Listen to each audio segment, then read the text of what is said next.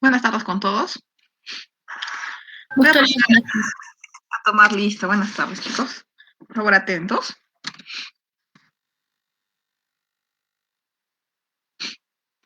Alfaro Estofanero. presente, doctora. Buenas tardes. Buenas tardes.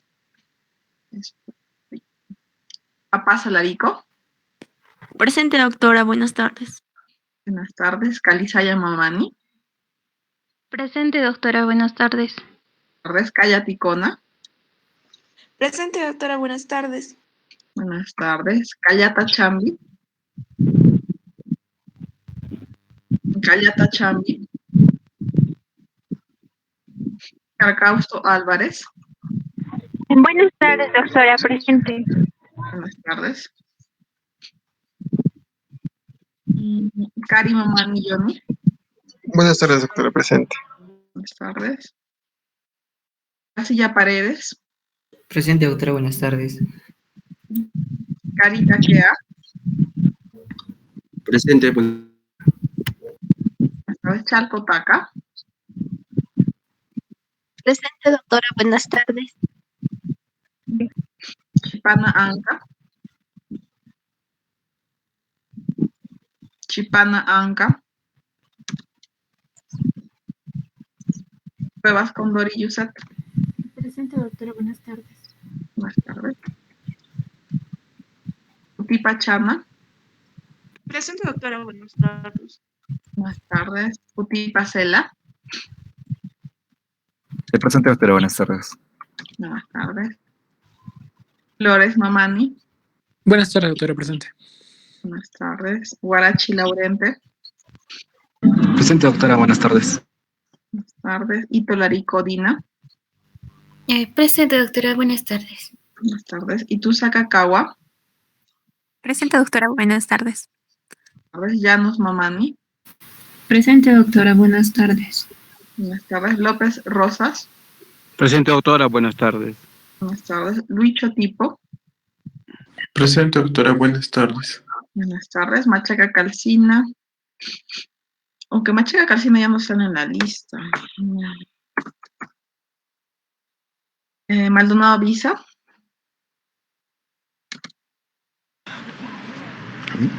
Presente, doctora Maldonado. Buenas tardes. Mamani Cori. Mamani Cori.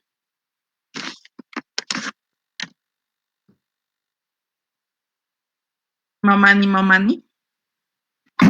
Presente, buenas tardes, doctora. Buenas tardes. Mamani Maquera.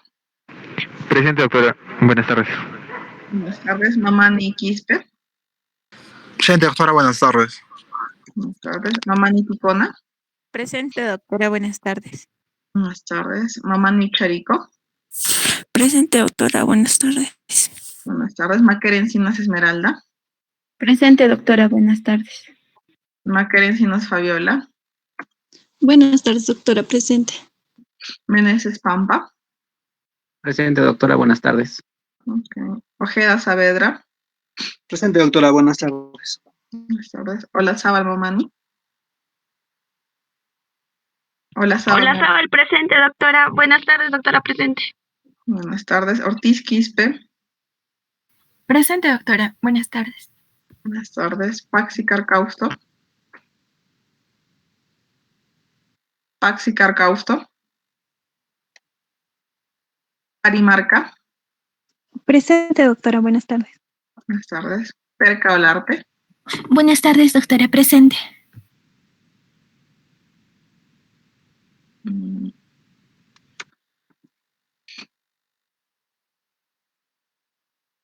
Pérez Flores.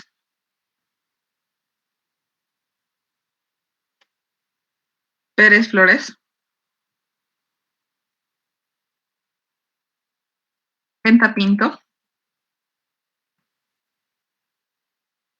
Penta Pinto. Ispequino.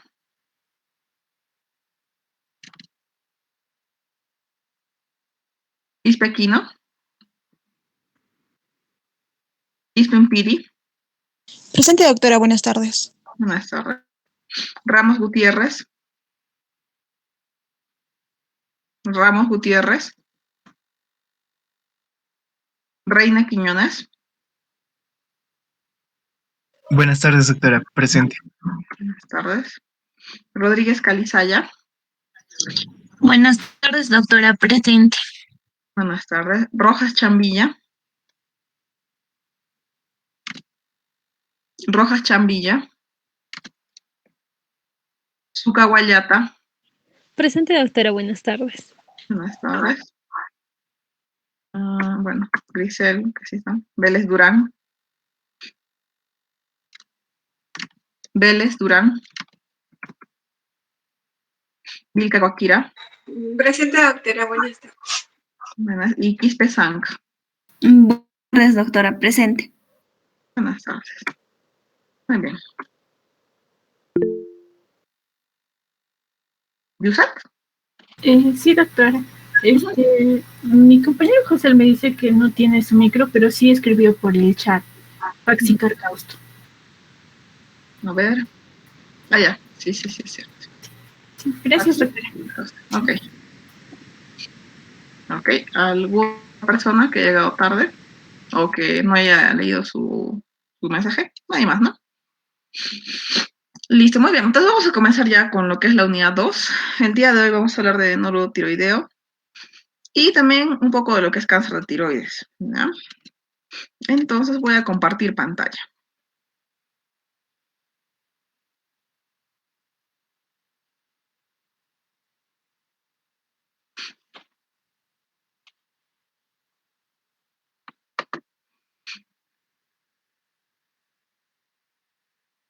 Muy bien.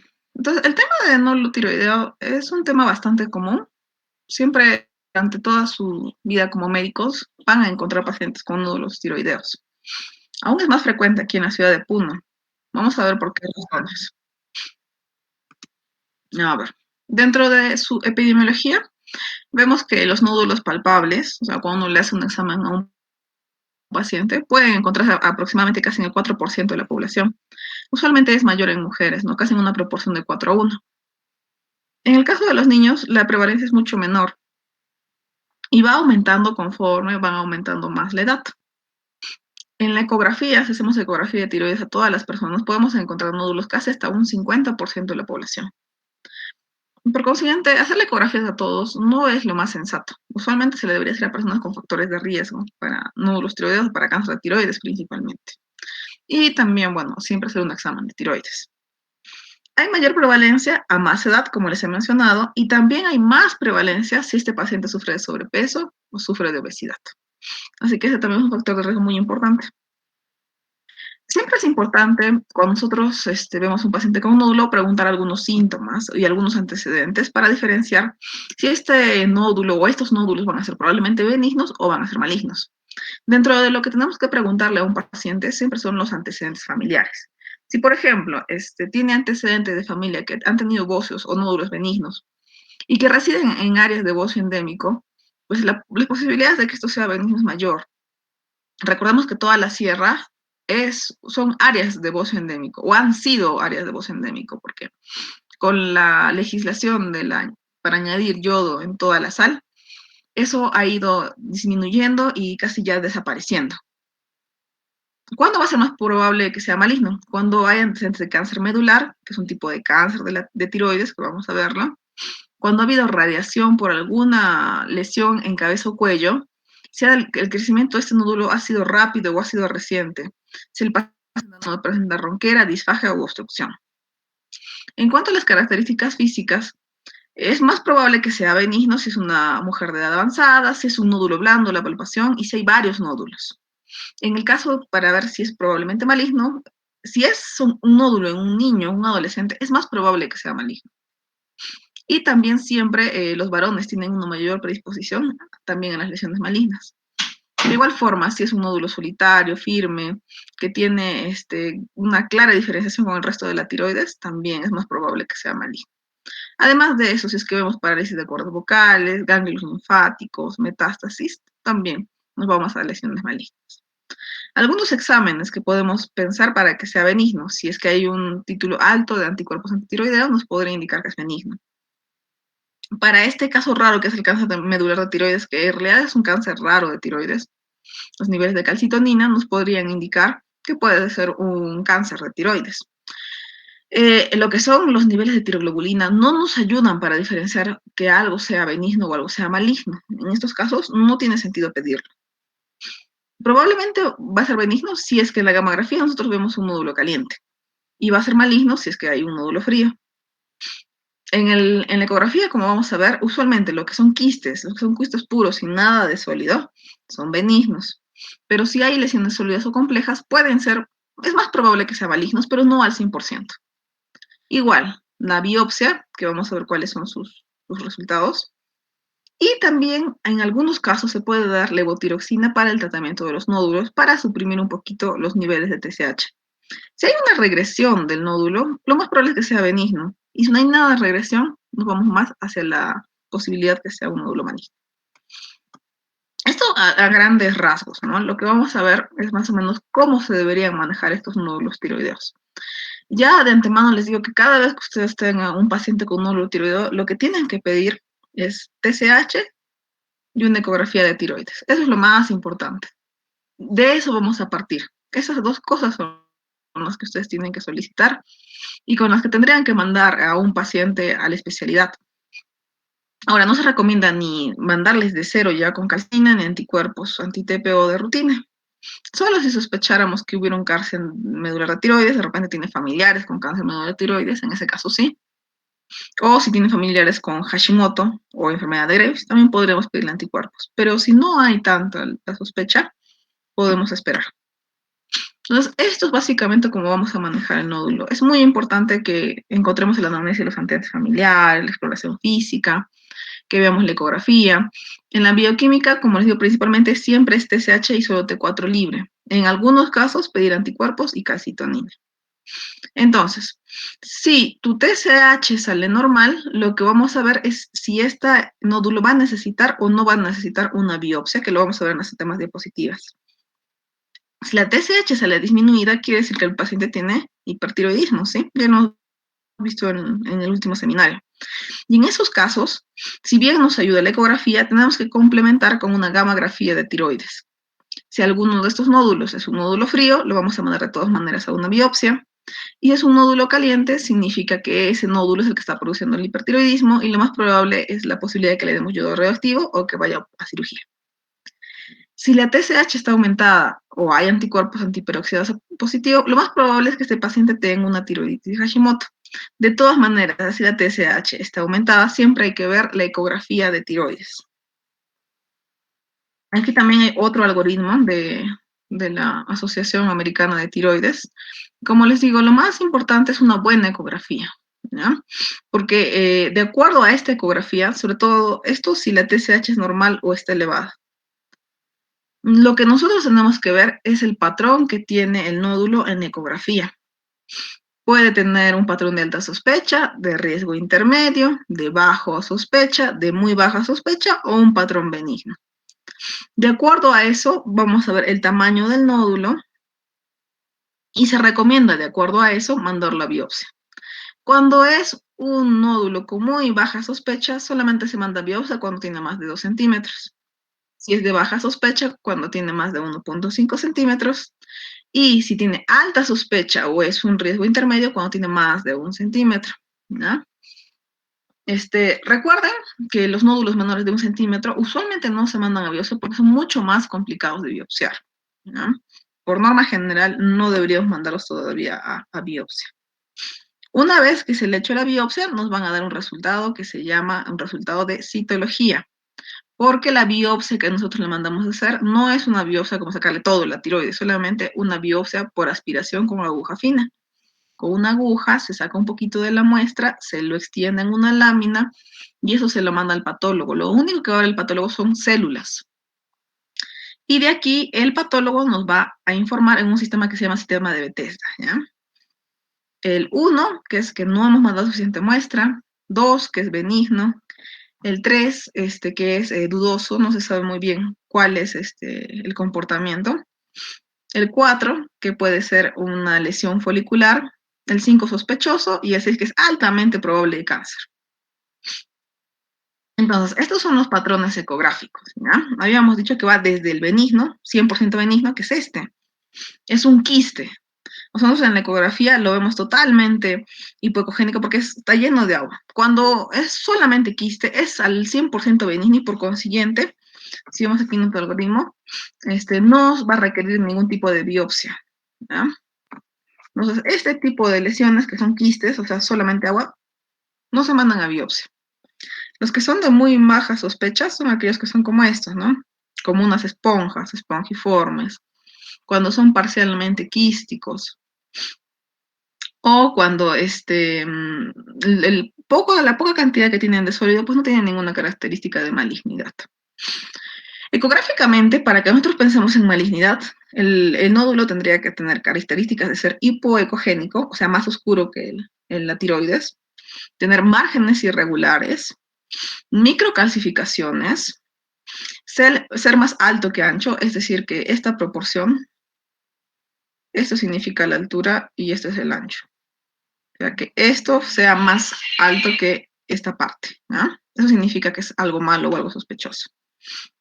Y lo otro es que al Doppler nosotros le pasamos el Doppler acá y haya también vascularidad dentro del nódulo. Esas son cosas con las cuales nosotros sospechamos que sea maligno.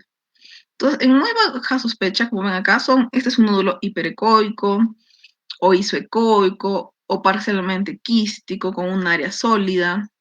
De igualmente aquí también parcialmente quístico. Los parcialmente quísticos también tienen más tendencia a ser benignos. Acá ya más bien hay una sospecha intermedia, que por ejemplo estos son nódulos con bordes regulares, pero que es hipoecoico. De igual forma acá, es hipoecoico. Y acá son los altamente sospechosos. Como pueden ver acá, en este hay microcalcificaciones, es hipoecoico y sus márgenes son irregulares. Acá es hipoecoico, tiene márgenes irregulares. De igual forma, acá es más alto que ancho, ¿ven? Esto de acá es mucho más alto que esta parte. Y como pueden ver, también es hipoecoico. De igual forma acá. De igual forma acá, sus bordes no son regulares. Y de igual forma en estos, ¿no? Y además de eso, acá hay un nódulo, un ganglio, que es sospechoso. Entonces, en estos casos, pues el paciente sí tiene que ir a biopsia porque las posibilidades de que sea un cáncer son muy altas, ¿no? Entonces, esto es lo que se ve en la ecografía. Altamente sospechoso si es que tiene cualquiera de ellos y tiene un riesgo de malignidad de más del 70-90%. Sospecha intermedia, hemos dicho que puede ser un nódulo hipoecoico, pero que no tiene otras características. Ya es muy baja sospecha si es que es parcialmente quístico, muy baja sospecha si tiene esto, y benigno pues si son completamente quísticos, ¿no? Entonces, para lo que son los tiroideos, el médico radiólogo es sumamente importante. O sea, el médico lo tiene que ser es un médico especialista en radiología, que sepa cómo hacer una ecografía adecuadamente, que nos dé las mediciones adecuadamente, y que sepa todo esto, ¿no? Las clasificaciones para ver cuándo es más sospechoso que no, porque si no lo supiera, pues no va a buscar las microcalcificaciones, no va a ver sus márgenes, nada de eso. Entonces hay que tener cuidado con quién hace la ecografía. Lo mismo que les he mencionado y la recomendación de cuándo más o menos le hacemos la biopsia, ¿no? Depende mucho del tamaño. Entonces, como les dije, si le mandamos a hacer biopsia, el patólogo nos va a dar, de acuerdo a eso, las categorías de 1, 2, 3, 4, 5 y 6, ¿no?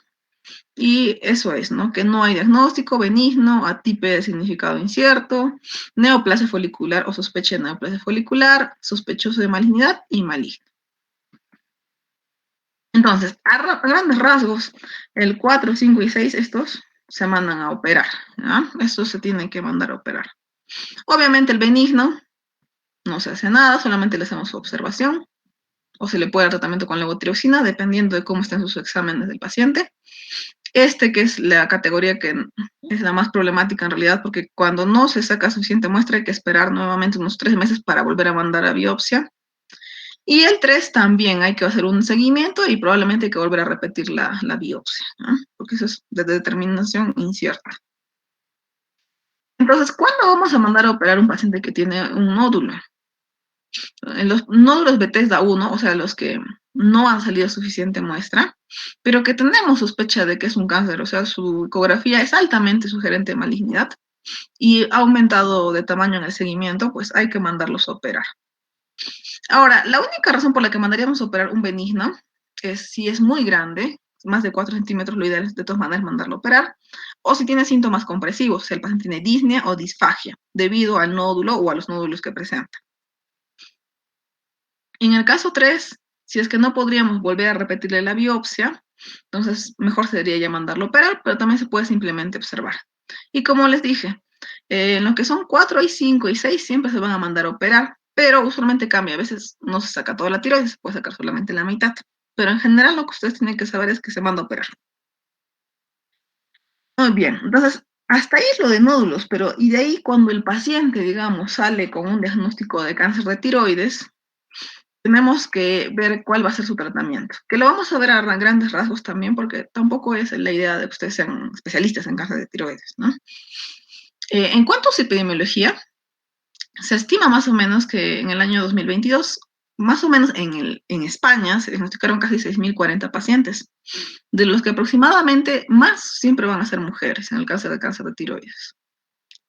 En cambio, en el caso del Perú, representa casi el 2.7% de todos los cánceres registrados, casi con un promedio de 492 casos diagnosticados. Es más frecuente en las mujeres y usualmente su presentación se da entre los 45 a 54 años. Hay algunos factores de riesgo asociados, como la exposición a radiación, ¿sí?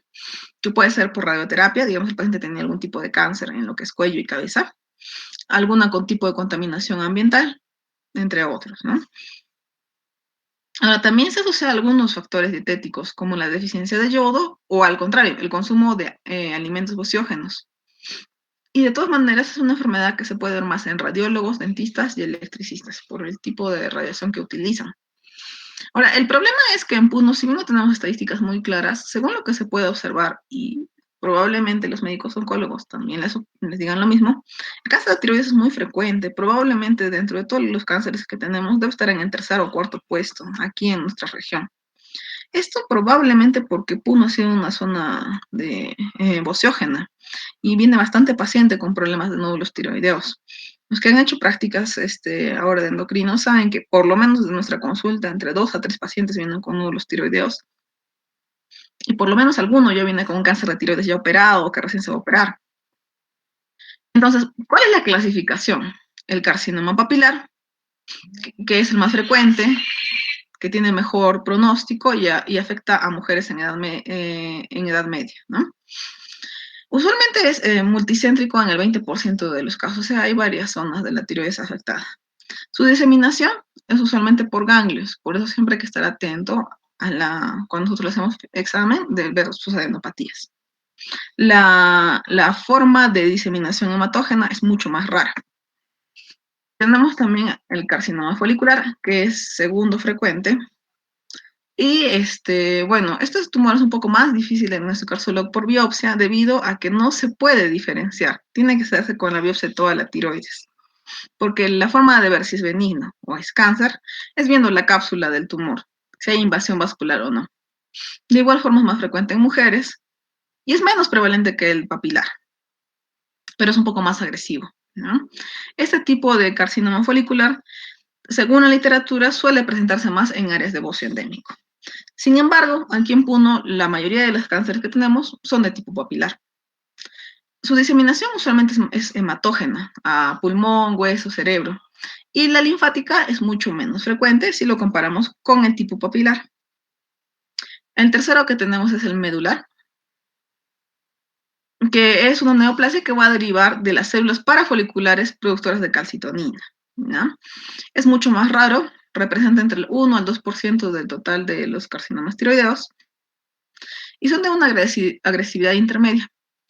Un ligero predominio del sexo masculino, ¿no? Su diseminación es frecuente y es rápida por ganglios y también por vía hematógena.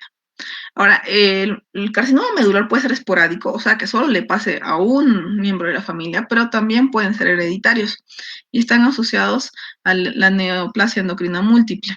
Entonces, siempre que hay un carcinoma medular, hay que ver al resto de la familia, ¿no? Y se le tiene que hacer también estudios.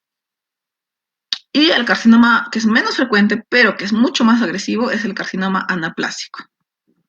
una forma muy poco común, pero con gran agresividad, que presenta un rápido crecimiento de masa en el cuello, ¿no? Usualmente afecta más a hombres y a una edad mucho más avanzada. Son pacientes que ya vienen con una masa grande, ya con algunos otros síntomas como ronquera, disfagia, disnea. Entonces, dentro de los factores de riesgo que podemos encontrar para el cáncer de tiroides, pues primero la genética. Siempre hay que preguntar si el familiar o el paciente ha tenido familiares con problemas de cáncer de tiroides. La edad, a más edad, más posibilidades de que haya un cáncer. El efecto estrogénico. El cáncer de tiroides es mucho más frecuente en las mujeres, pero tiene cierta mayor agresividad ligeramente en varones. La obesidad aumenta también el riesgo de cáncer de tiroides. La exposición a la radiación ionizante, la falta de yodo, que algunas bibliografías lo comentan, y la raza, que a veces es más frecuente en la población asiática. Este es el estadiaje del cáncer de tiroides, que bueno, esto ya se hace una vez que el paciente ha sido operado, ¿no? Para el pronóstico, lo bueno del cáncer de tiroides, dentro de lo que significa que sea cáncer, es que es un cáncer con una mortalidad muy baja. Su mortalidad casi está en 1%. O sea, de 100 pacientes con cáncer de tiroides, aproximadamente uno va a fallecer por la enfermedad. Esto se debe principalmente a que ya se encuentran los cánceres en tamaños mucho más pequeños y ya es más raro ver pacientes que vienen ya con parálisis de cuerdas vocales o metástasis, ¿no? Porque ya se dan cuenta antes de la tumoración que tienen. En cuanto al tipo histológico, la supervivencia de los cánceres, los papilares, a los 10 años casi está entre el 80 al 95%, mientras que los foliculares, como es un poco más agresivo, esto puede bajar. En el caso de los medulares y los anaplásicos, su sobrevivencia es mucho menor. La edad es muy importante para el pronóstico, ya que por debajo de los 40 años son pocos los pacientes que fallecen por este tipo de cáncer. La mortalidad aumenta después de los 50 años, ¿no?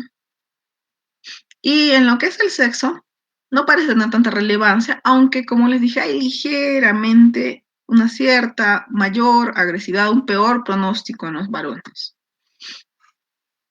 En el estadio local, los tumores que encontramos de menos de 2 centímetros, pues se puede considerar que su mortalidad es prácticamente nula, que es una gran mayoría de pacientes. Y aumenta conforme sea un nódulo más grande, haya ganglios, otras cosas más, ¿no? De igual forma con las metástasis, ¿no? Obviamente tiene que ver mucho con el tipo de histología del tumor. Entonces, si hay metástasis a distancia, pues obviamente va a ser mucho más menor el pronóstico del paciente, ¿no? ¿Cuál es el tratamiento para el cáncer de tiroides? Principalmente la cirugía, ¿no? Entonces, un paciente que nosotros encontramos con una biopsia que como les digo, puede ser Bethesda 4, 5, 6, lo vamos a mandar a operar. Entonces, se saca la tiroides y una vez que se saca la tiroides, lo que se decide es darle tratamiento con yodo radioactivo. El yodo radioactivo, el yodo 131, lo que hace es quemar o destruir el tejido tiroideo residual, lo que haya quedado, porque obviamente con la cirugía no se va a sacar todo, y cualquier resto que haya podido quedar, ¿no? Entonces, al quitar totalmente todo el tejido tiroideo, va a ayudar a que en los seguimientos que se haga del paciente, por medio de la gammagrafía, nosotros podamos encontrar si es que ha habido alguna metástasis o resto que haya resurgido, ¿no?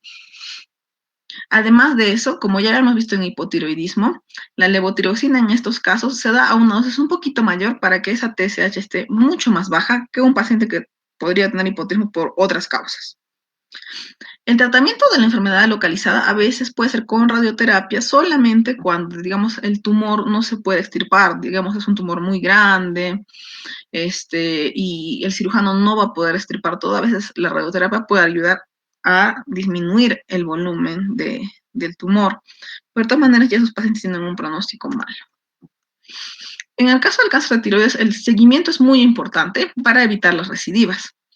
Entonces, dentro del seguimiento que le hacemos, es importante ver siempre sus hormonas tiroideas, o sea, su TSH y su T4 libre para ver su dosis de levotiroxina. Y aquí es donde nos va a ayudar la tiroglobulina, que es un marcador de cáncer. Si la tiroglobulina está alta, nos puede indicar que este paciente tiene algún tipo de actividad o su cáncer no se está controlando. Si fuera medular, podemos utilizar la calcitonina o el CA para también tomarlo como marcador. También nos ayudan los anticuerpos antitiroglobulina como un tipo de marcador. Además de ello, en el seguimiento usamos la ecografía nuevamente para ver si aparecen nuevos ganglios y el rastreo con yodo 131. La idea de hacer una gamografía con esto es que cuando le hagamos la gamografía va a marcar los puntos en los cuales vamos a encontrar tejido tiroideo. Y a un paciente que ha sido operado y al que ya se le ha dado yodo reactivo para quemar todos los restos, no debería haber marcaje. Entonces, si marca en algún lugar, significa que puede haber actividad del cáncer. Muy bien, y esa es la bibliografía que hemos utilizado ahora para la exposición, ¿no? No sé si tienen alguna duda de lo que hemos hablado.